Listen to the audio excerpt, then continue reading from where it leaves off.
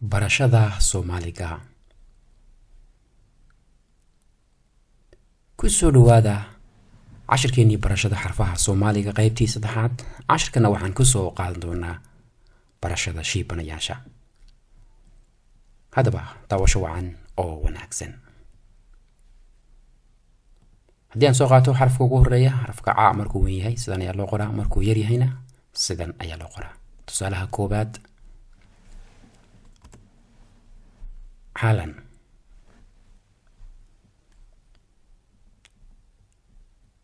حارو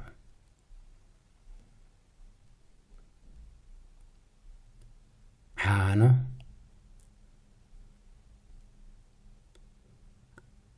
حرب حرف جاء مركو يهي سدن ayaa loo qoraa, markuu yar yahayna sidan ayaa loo qoraa. Tusaalaha koobaad guri,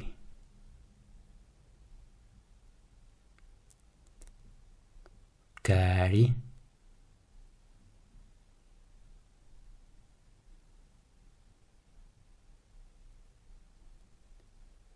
geri ama halgeri,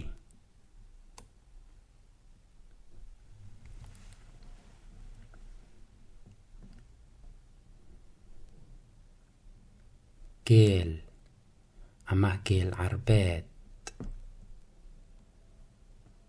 xarafka fa markuu weyn yahay sidan ayaa loo qoraa, markuu yar yahayna sidan ayaa loo qoraa.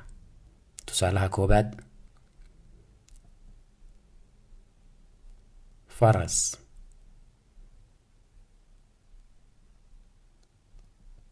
fure,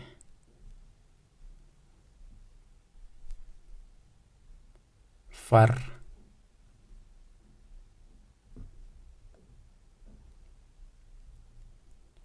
fadhi.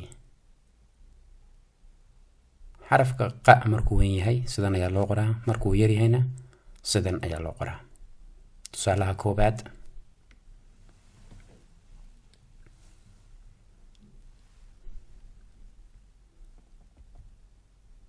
quraanjo,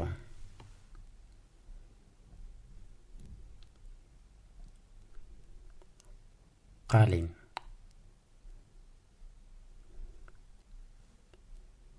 qiiq, quful. xarafka ka markuu weyn yahay sidan ayaa loo qoraa, markuu yar yahayna sidan ayaa loo qoraa. Tusaalaha koobaad kursi,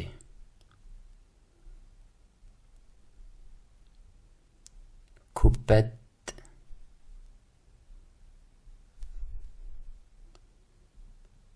keeg ama doolshe,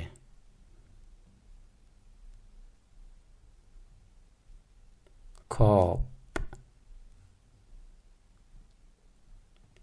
cashirkeennii maanta intaas ayuu noogu egyahay. intaynu haddaba ku kulmayno cashir noocan oo kalena waxaan idinkaga tegaynaa dhammaantiinba sidaa iyo nabadgelyo.